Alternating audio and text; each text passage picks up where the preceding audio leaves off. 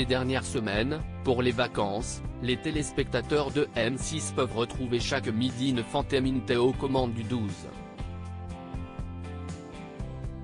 45. En 2019, pour Le Monde, elle se présentait et se confiait notamment sur ses origines.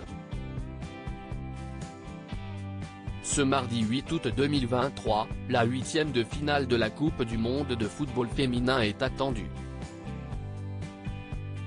Une étape de la compétition qui verra s'affronter la France contre le Maroc.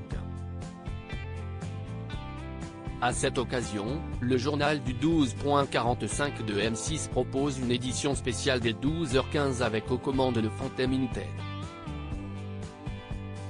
Car si est cette dernière qui a été choisie pour devenir le joker et ainsi incarner le rendez-vous du midi de la 6e chaîne pendant les vacances. La journaliste n'est pas à sa première expérience télévisuelle, bien au contraire. Depuis plusieurs années, elle s'efforce de se construire une belle carrière dans le milieu, étant notamment passée auparavant sur France 3 avec l'émission Ensemble, si est mieux. Passer à la télé et vivre de sa passion apparaît ainsi comme une véritable consécration pour une Fanteminte qui n'était pas prédestinée à suivre cette voie. Je suis un peu l'ovni de ma famille. Je suis né à Paris dans le 20e arrondissement mais comme notre logement était insalubre, nous avons migré en banlieue, à Créteil. Paris était trop cher. J'ai toujours aimé lire, beaucoup aimé l'école, ce qui n'était pas le cas de mes frères, qui ont trouvé leur épanouissement dans des métiers manuels. Mes parents, eux, ont quitté très jeunes la Gambie. Ils sont arrivés en France sans études et ont dû prendre ce qu'il y avait. Mon père a été mécanicien, cuisinier, il est aujourd'hui éboueur. Ma mère a toujours été femme de ménage. Je suis celle qui a fait les plus longues études, confiait-elle en 2019 pour Le Monde. Après avoir d'abord pensé évoluer en tant que commercial, Fanteminte a finalement eu un déclic pour le journalisme et cela n'a pas été évident pour ses parents.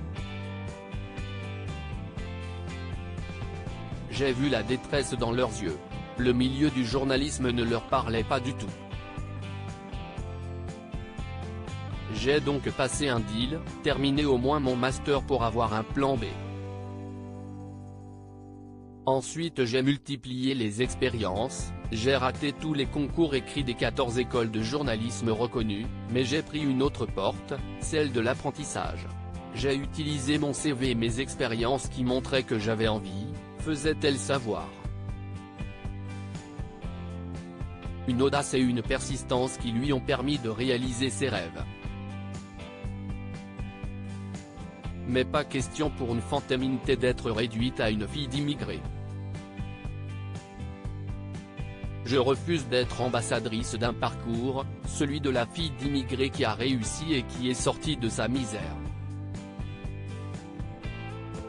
J'ai juste envie que les gens se disent tout le monde peut y arriver. Ce n'est pas exceptionnel.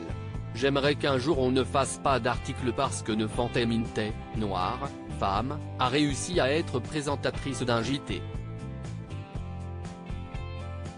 J'ai envie que l'on se dise un jour une Fanté ou Vladimir se retrouve à la tête d'une entreprise, si est normal, ils ont juste passé les étapes.